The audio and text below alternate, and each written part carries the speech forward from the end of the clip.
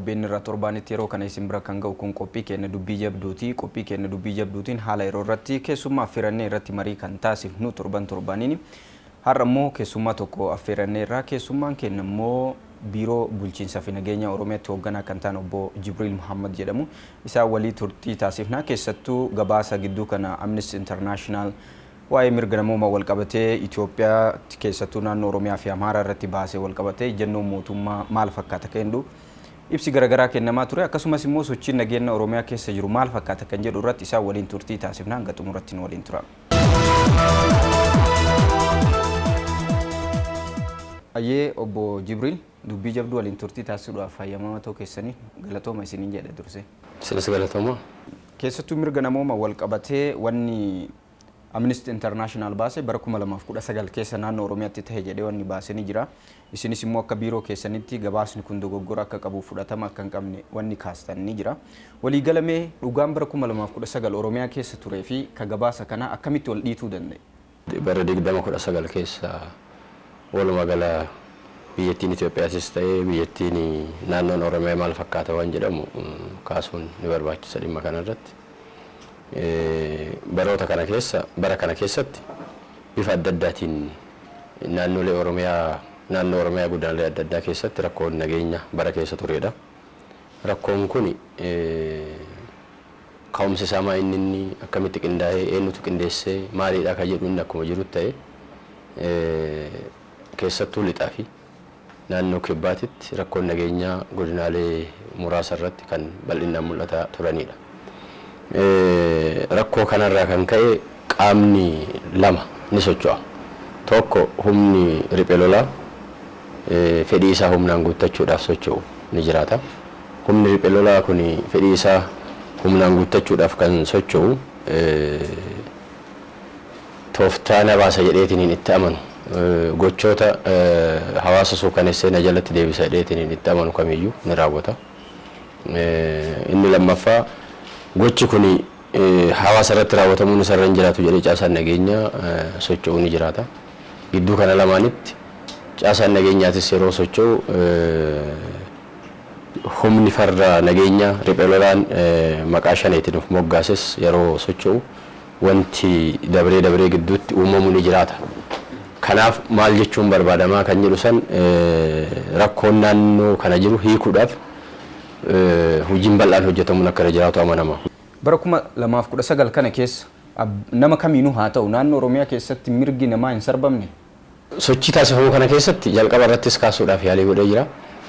Wanni nu hundumtuu beekuun nurra jiraatu maa inni sochii taasiftu keessatti humna lama gidduutti sochiin taasifamu kun humna lama gidduutti sochii taasifamu.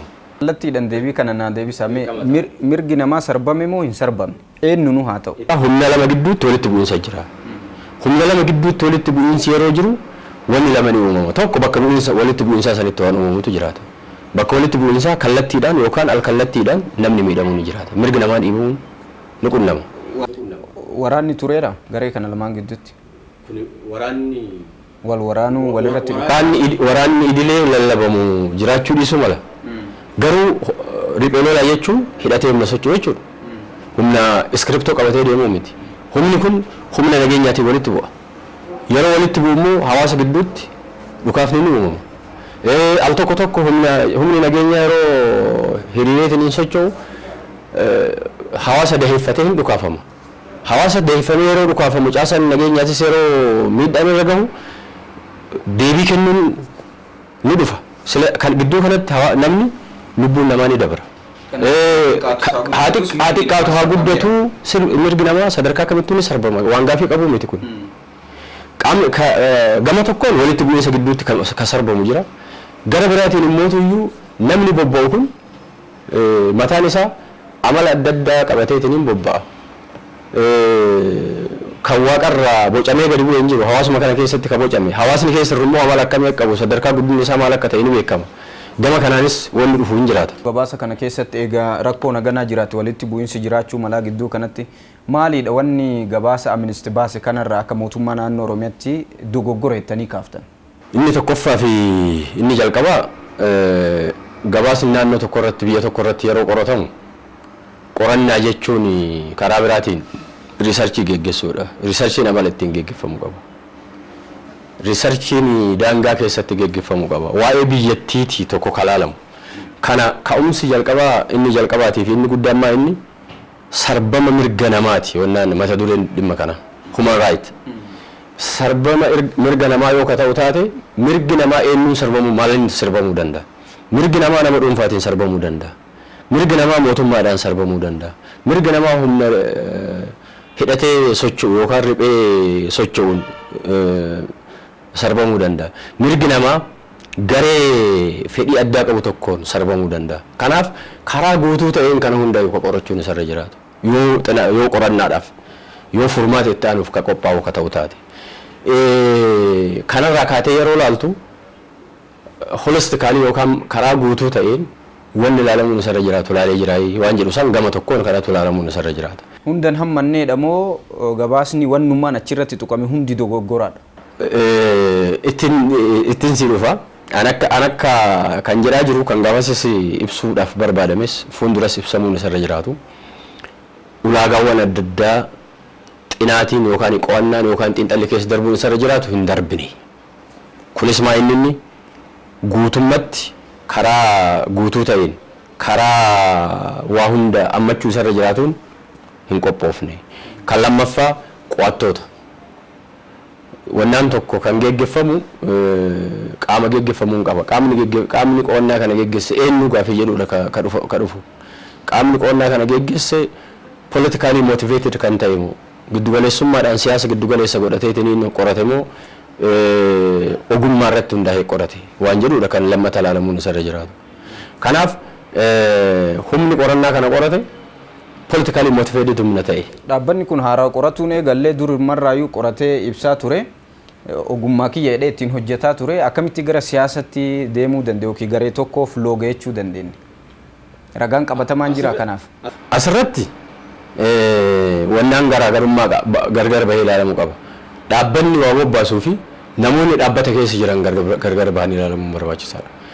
Dhaabbanni waan tokko ibsa tokko baasu immoo hojjetaa bobbaasa. Hojjetaa inni qorata. Hojjetaa yeroo qoratu amala lama qabaachuu danda'a. Normaalii saayinsaawaa karaa ta'een ogummaadhaaf kan bitamu taanani biyaazinasii tokko malee yookaan gartummaa tokko malee waan saayinsaawaa ta'e qofa qoratee dhiyeessa. Gizee kana dhaabbatichi gabaasa dhiyeessu waan qulqulluu ta'e dhiyeessa. Namoonni bobba'an yookaan ogeessitoonni bobba'an politically motivated ta'anii yookaan immoo gartee tokko gartummaa tokko qabatanii yeroo gabaasa dhiyeessan wanni dhiyaatu sun gartummaa kan of keessaa qabu qulqullummaa kan of keessaa hin qabne ta'a. Amma asirratti kan dubbatamaa jiru Amnesty International gabaasa dhiyeesse eenyuun bobbaasee dhiyeesse. Amma mootummaan namni fedhe haa qoratu namni du'e yoo ta'e namni fedhe qoratee ebaluu du'ee guyyaa akkanatti yoo jedhe rakkoo maal qaba? Isinis qoradha mootummaan isaa qoratu qaamni ta'e abbaan fedhe haa qoratu.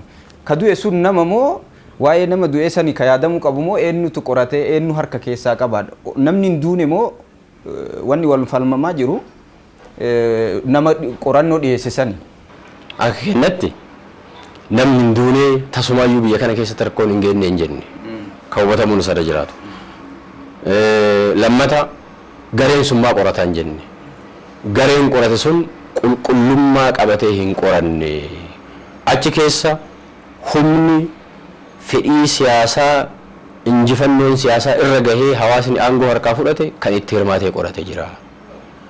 Humni gaafii hawaasaa fakkeessee gara aangootti dhufuudhaaf tattaaffachaa jiru kan itti hirmaate jira. Maqaa ogummaatiin kun dhufe. Maqaa ogummaatiin yeroo dhufu waan guutuu ta'e qorachuurra waan guutuu ta'e qorachuurra waan naannoo tokkotti uumame qofa qoratee deebi'e. Yeroo dabres ibsa kiyya irratti kenneen jira. Fakkeenyaaf fudhannu maal jedhe maa inni Fessaahaan eenyu jennee ilaalla.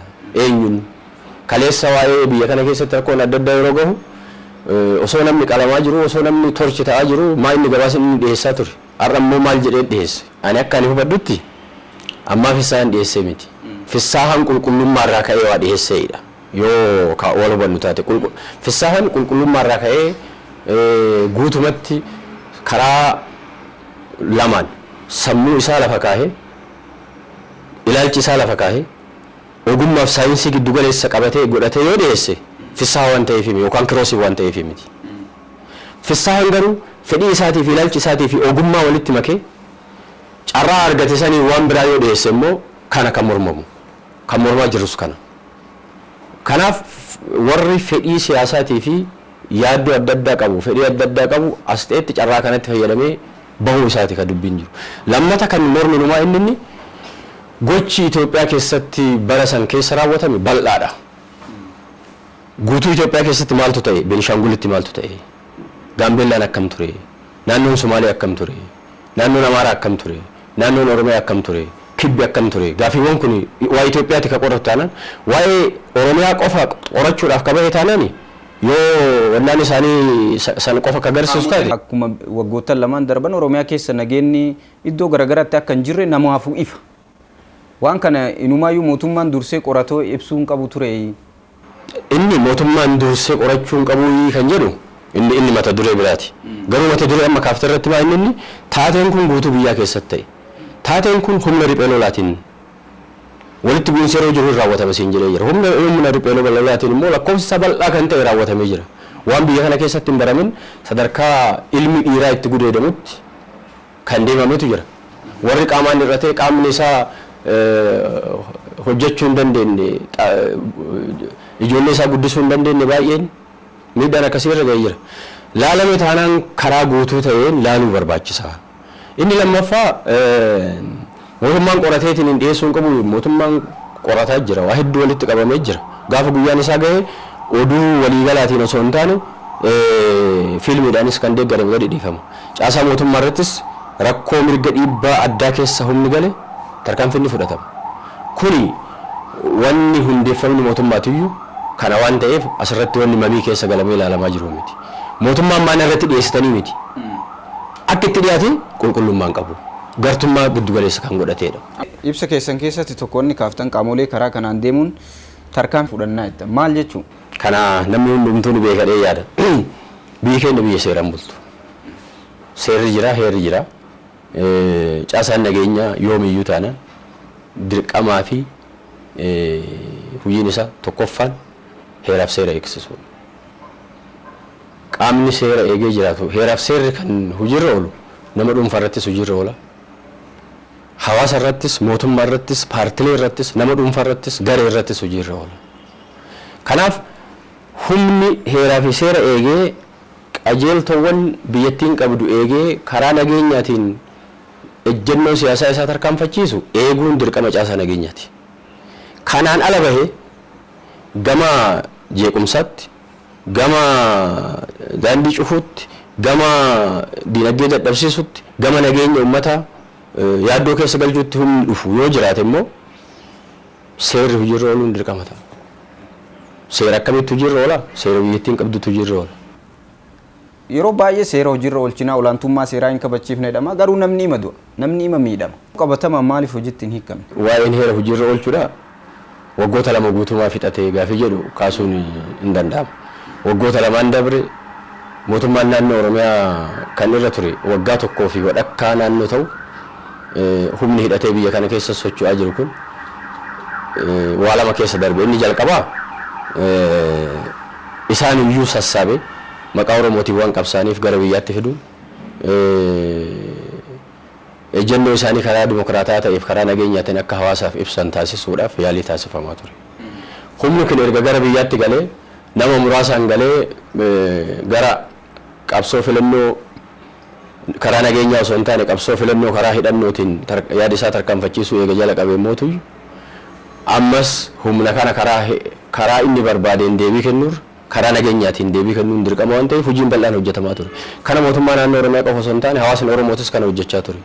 Abboonni gadaa kana hojjechaa turan. Namoonni bebbeekamoo ta'an Oromoo keessaa itti hirmaatanii kana hojjechaa turan. Dhimmi kun hanga xumuraatitti jibbaanni gahamee haga gara tokkotti ce'utti deemamaa turee jira. Sababa kanaan yeroo waggaa lamaa jedhamu kun walitti eda'ameeti. Isa booda immoo bakka tokkotti sadarkaa itti namni jiraachuu hin dandeenye yeroo kana keessatti bakka tokko sadarkaa itti namni jiraachuu hin dandeenye irra gahamee jira. Hojiin misoomaa guutummaatti akka dhaabbatu tajaajilatoonni jedhamu guutummaatti akka dhabamu qabeenyi jiru hundi isaa waraanaaf akka oolu sadarkaa nama dhuunfaatti qotee bulaan sadarkaa itti maasaa isaa hin qotanne gubbaa gahee ture. Kana booda dubbiin gara nageenyaatiin hiikachuu akka hin dandeenye erga amaname booda erga ijibbaanni gaame booda mootummaan tarkaanfiitti gale. Tarkaanfii gabaabaa yeroo gabaabaatti itti galame keessatti jijjiirama har'a jiru lafarratti lakkaa'amuu hin danda'ama. Kana duras qondaalummaan keessan wanni naa kaasan hin jiru humni hidhate kun humna hin qabu naannoo ta'e wayitti galee jira nageenyi bu'ee jira bilisoomeera garri lixaas garri gujis jedhamee ture. Wanni beekamuun isarra jiraatu wanti itti biyya keessatti taasifamaa jiru riphee lolaadha. Yoo amalli riphee lolaan waraana idilee guyyaa lama keessatti yookaan torbaan tokko keessatti yookaan sa'aatii takka lama keessatti karaa qabsiiftu miti. Riphee lolaan amala ittiin deemu qaba. Amala isaa asirratti baay'ee ibsuudhaaf waan na barbaachisu natti hin fakkaatu. Ibsuu hin danda'ama yoo barbaachise garuu ammaaf waan hin barbaanneef. Riphee lolaan ni du'aa ni ka'a. Amala itti deemu qaba. Namni lamas shoggochuu danda'a. Fakkeenyaaf magaala Finfinnee carraa argatee namni 10 osoo seenee magaalaa hagana geettan guutuu shoggochuu danda'a. Sababni amalli riphee loltummaa gochoota suukaneessoo tarkaanfii suukaneessoo fudhachuudhaan sirnaa fi hawaasa biyya keessa jiru wannaa gochuudha inni suukaneessuudha waan ta'eef isarraa kan ka'e achittis rakkoon akka dhufuu danda'u boruus dhufuu danda'a. Sababni waa lamarraa ka'a tokko amala isaarraa ka'a lammaffaa immoo sochiin caasaa nageenyaatii fi mootummaan taasifamu yeroo cimu sochiin sun immoo hawaasaan yeroo deeggaramu hinjirra ergaa jedhu dabarsuudhaa fi hawaasni sodaa jalaa bahee deeggarsi isaa kennu san akka inni hin dhaamne tarkaanfii adda addaa fudhata. Kan amma ta'aa jirus kanuma. Isaan ala injifannoon irratti galmaa'aa jiramu hin jiru injifannoon galmaa'aa jiru hawaasni bakka san jiraatu intarvii ta'uu hin danda'a. Kanaaf nuti jijjiiramni naannoo sanitti jiru kan abbaan fedhe dubbisuu danda'u hojiin misooma nama dhuunfaatii fi akka mootummaatti jiru maalirra jira. Tajaajiloonni akka mootummaatitti jiran akka nama dhuunfaatitti jiran maalirra jiranii. Tasgabbiin hawaasa keessa jiru maalirra jira. Hawaasni amma garam deemaa jira gaafii jedhu ilaaluun hin danda'amu. San jechuun immoo guutuu qulqullaa'ee dhumee jira jechuu miti. Ammallee hojii bal'aa gaafata. Hojii sababa amala wannaarraa ka'ee amala sochii jirurraa ka'ee torbaan lama dura torbaan sadii dura haalli jiruu fi kanarra jiru waa walitti karaa'uu hin danda'amu.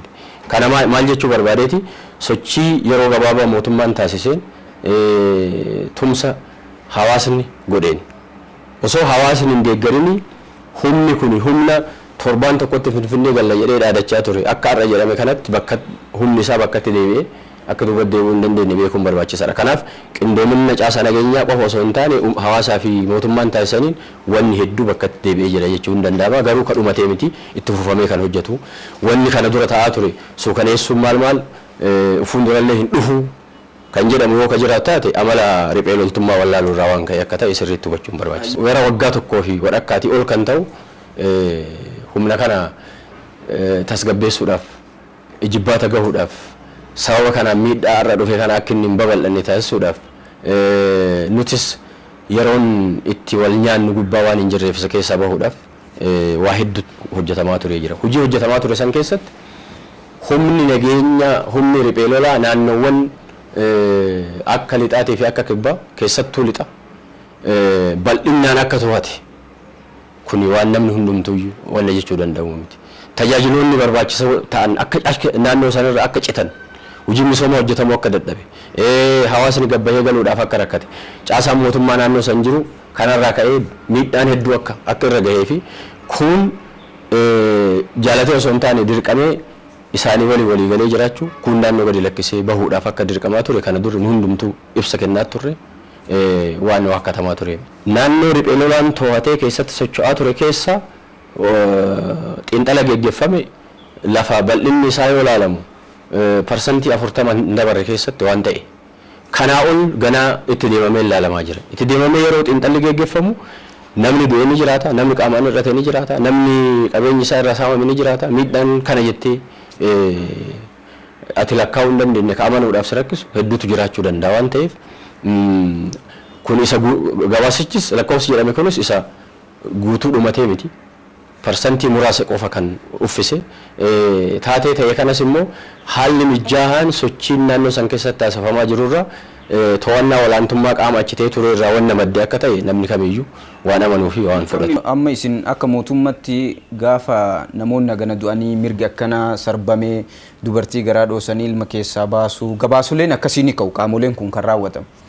Olaantummaa seeraa mirga lammiilee kanaa akka miidhamne kabachiisuu ka qabu mootummaadha. Kanaaf mootummaan itti gaafatamummaa fudhatuu qaba malee isaantu balleessedee ofirraa dhiibuu qaba. Mootummaan itti gaafatamummaa karaa lamaan ilaale. Akkamitti karaa lamaan ilaale ani rakkoo keessaa gaheen qabu jedhee mootummaan guyyaa hagarraatitti akka ka dubbatee hin jiru. Dubbachuus hin danda'u. Ani haga an beekutti wanni jalqaba sirraa'uun isarra jiraatu Amnesty International yookaan dhaabbanni waa'ee mirga dhala namummaa addunyaa bakka bu'ee hojjetu yeroo hojjetu yoo mata dureen mirga namaa ta'e mirgi namaa qaama adda addaatiin sarbamuu danda'a waan ta'eef qaamota mirga namaa sarbuu danda'an jedhamee yaadamu hunda isaa sarbama mirgaatii fi qaama mirga sarbe san guutuu baasuu qaba isa kan jedhame hin baafneedha. Gartummaa gara mootummaa qofa irratti kan laale kun immoo amala saayinsiitii miti amala nama dhuunfaa ta'uu danda'a. Namni Mr. X jedhamu tokko nama shan yoo ajjeese namni Mr. Y jedhamu nama tokko yoo ajjeese namni Mr. Z jedhamu nama sadi yoo ajjeese ka Mr. X qofa hojjette yookaan Z qofa dalaydee yoo deebite ati qorataa miti jechuudha. Dhaabbatichi immoo ka jedhu mootummaan mirga lammiilee kana eeguun dirqamni isaa waan ta'eef sun akka mirgaatti osoo hin tahin mootummatu dadhabina mootummaati jedhee kaasa. Mata dureen sun akkas taanaan maal ta'uu qaba sitti fakkaate efficiency mootummaa hagam gaha ka jedhu yoo ta'e efficiency mootummaati sun. Efficiency mootummaa hammam gahee jira biyyattii Itoophiyaa keessatti mirga namaa eegsisuu mata duree jedhu filatee yoo dhufe akka tiyyette kana ta'a. Hagam gahe jettanii sinoo isa amma efficiency keessan hagam. Isa si dhufuu danda'a. Mata duree isaa kanaa miti garuu kan inni filatee dhufe maanni mata duree efficiency mootummaa osoo hin taane mirgi namaa hammam dhiibamee jiraadha. Kana inni lammataa mootummaan naannoo Oromiyaa efficiency isaa nageenya uummata Oromoodhaa kabachiisuu irratti hagam gaha. Kana uummanni Oromiyaadhaa hangi inni bal'atuu fi tarkaanfiiwwan mootummaan naannoo Oromiyaa fudhachuu danda'u edaan ilaaluudha wanni biraan barbaachisu edaan ilaaluudha. Miidhaan ga'e kun miidhaa waggaa lamaati.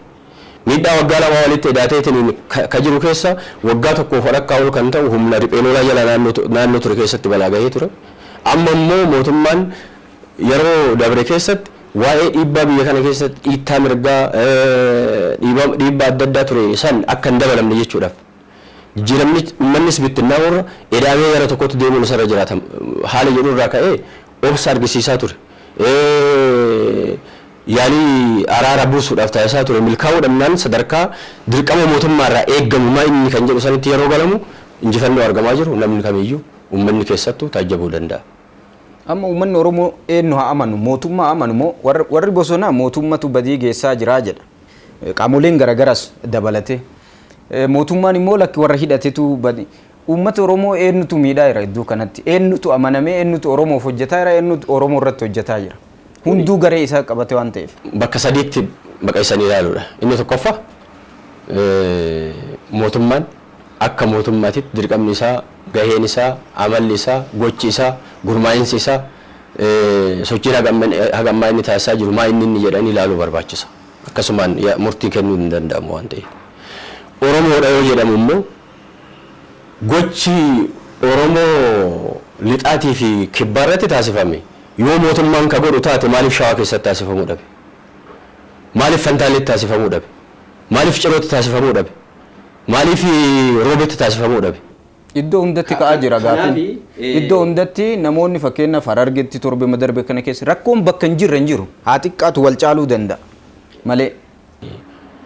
Mootummaan osoo godhee Finfinnee eenyu kana maqaan isaa Shawaa keessatti bakka shaniin hin sochoonetti namni reebame.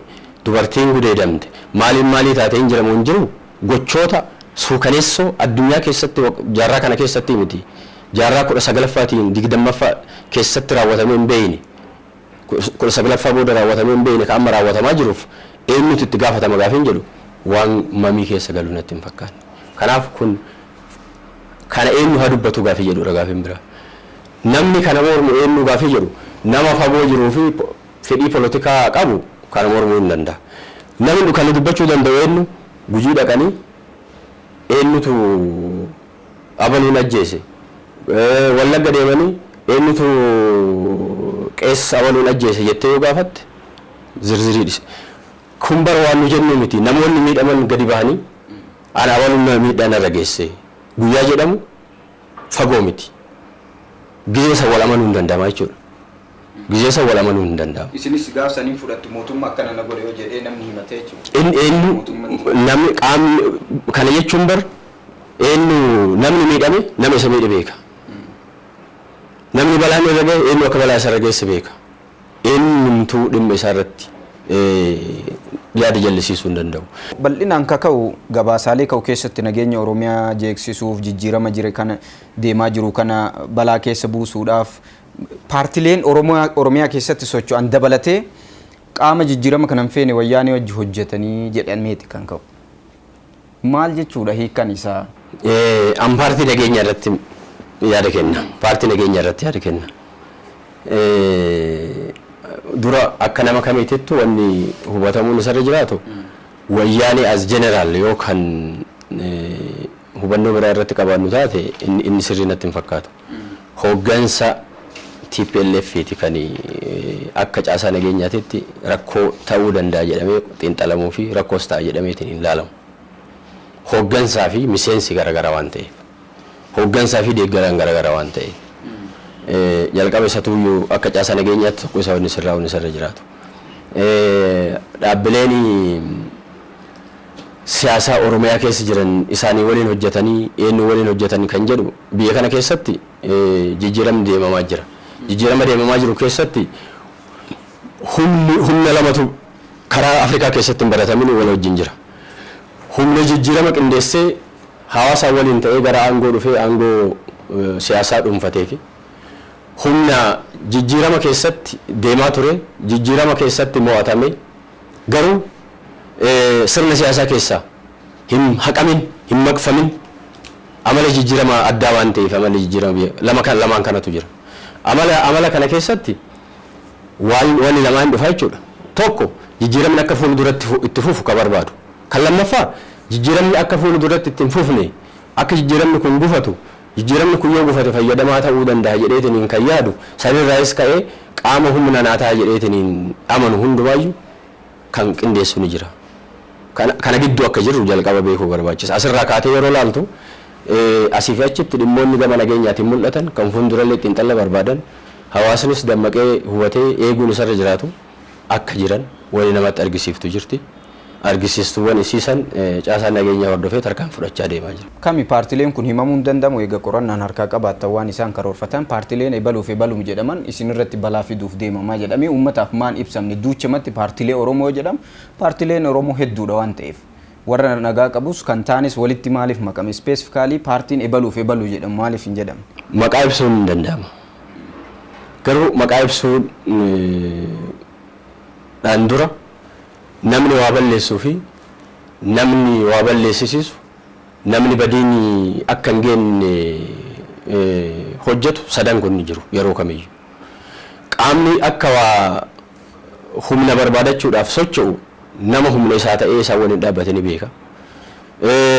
Qaamni immootuyyuu abbaa injifannoo ta'ee injifannoo sana harkaa fudhachuudhaaf itti qabsaanis eenyutu eenyu waliin akka jiru ni beeka. Qaamni humna gartummaa isaa dhiisee eenyummaa isaa dhiisee qaama waliin hiriiruu isarra jiraatu dhiisee qaama biraa wajjin hirmaatu akka jiraatu poolitikaa keessatti qunnamtiin jiru bifa lamatti akka hiikamu taaktikaaliidhaa fi istiraatejik akka ta'e ni amanama waan ta'eef kamiifuu haa hiriiru kamiif akka hiriira ufu beeka. Amma waliigala keessa bahanii abalu jechuudhaaf waqtiin isaa hin dhufata ammatti hin geenye.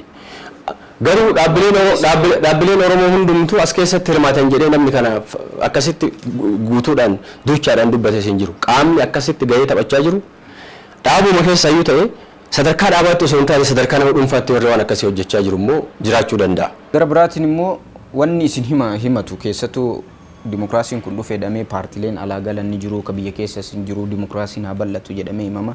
Oromiyaa keessatti immoo caasaa nageenyaa kana bal'inaan ni qeequ. Caasaan nageenyaa dhugumatti loogee dhiibbaa kana geessaa jira. Himannaa yeroo yeroodhaan sirriitti banamu kun maalirraa ka'eeti? Dhugummaa qaba. Caasaan nageenyaa kun karaa hundattuu rakkataadha. Maal jechuu barbaadeeti? Hawaasnis nagaa isaa karaa guutuu ta'een akka isaa eegamu barbaada. Mootummaanis seerri yeroo cabu ga'ee isaa caasaan kun hin taphanne jedhee ilaala. Humni mormitootaatis gartummaa mootummaa qabatte jedheetiniin balaaleffata. Humni riphee lolaatis lakkoofsa tokkoffaa irratti yoo argatu kan inni ajjeesuudhaaf reebu isa. Kuni naannoo seektara akkanaa kana keessa ta'anii hojjechuun hagam akka ulfaataa ta'e biyya keenya keessatti biyya konsensaasii waa'ee seeraa waa'ee maayinni kana maqaan isaa caasaan kun qaama kamirraayyuu kan bilisa ta'ee akti akka godhu waliigalteen uumamnutti gochaan ittiin cehinitti eenyu maqaan isaa institushiniin yookaan dhaabbileen jiran sadarkaa itti karaa guutuu ta'een humna akkasii qabaatanii bobbaane keessatti hojii kana seektara kana geggeessuun seektara kana keessatti hirmaachuun miseensa ta'uun akkam akka ulfaataa ta'e namni hundumtu beekuun baay'ee barbaachisaadha. Poolisii yoo jedhame humni mormitoota poolisii mootummaatiin jedhamee poolisii Itoophiyaatiin jedhu poolisii Oromootiin jedhu wanni akkasii baay'een wanna ganaa fuuldura irratti hojjetamee bocamaa sirraahaa lafa qabachaa deemuun akka irra jiraate nan amana. Garuu kun kana ta'ee ka dabree fi ka amma jiru gargar baafee akka ilaalamu waan barbaadeef. Dhaabbanni tajaajilli nageenyaa keessatti kennamu kun dambii ittiin bulmaata qaba. Qajeelfama mataa isaa danda'een deema. Dambii ittiin bulmaata mataa isaa danda'e qaba. Gurmaa'insa mataa isaa danda'e qaba. Gurmaa'insa mataa isaa danda'e suni waan seerarra jiru san raawwachuudhaaf dirqama malee waan seerarra hin jirre raawwachuudhaaf hin dirqamu. Caasaan nageenyaatis kana beekee hubannoo gahaa godhate isaaf mormitoonni illee mootummaallee namni dhuunfaallee amantii fedhe hordofuu danda'a, ilaalcha siyaasaa fedhe qabaachuu danda'a, maal ta'uu danda'a isaaf ka isa baasumaa inni yoo daangaa seeraa cabse daangaa seeraa cabse yoo daangaa seeraa eege daangaa seeraa eegnaan galatoomii daangaa seeraa cabsanaan cabsitee deebi'uu jechuu ni danda'u. Sirna kana diriirsuuf isin hagam kanatti hojjetamaa jira. Bifa manaa godhi malee kana akkamitti hojumaanni gurmaa'insi federaalaa jala qabee maal ta'uu qaba jedhee wanni diriiraa jiru jira. Inni hawaasa bira bal'inaan gaha. Poolisiin naamusa maalii qabaachuu qabdi? Gurmaa'insa maalii qabaachuu qabdi? Milishaan akkam ta'uun isarra jiraata? Caasaan mootummaa fi wannaan akkamitti seepaareetilii gargar bahanii akkamitti biyya bulchuun irra jiraata waan jedhamu waa hedduutu karoorfamee itti deemamaa jira waan ta'eef kun yeroo lafa qabate wal shakkuun sun illee ni dhaabbata. Ammaaf garuu wal shakkuun sadarkaa inni irra jiru waan ta'eef akkasitti hawwatamu jechuu barbaade. Kabajamtoota daawwattoota dubbii jabduu OBN turtiin hoogganaa biiroo bulchiinsaaf nageenyaa naannoo Oromiyaa obbo Jibriil Muhammad waliin taasifne kana fakkaata. Torban keessummaa biraa qabannee walitti deebinaa har'aaf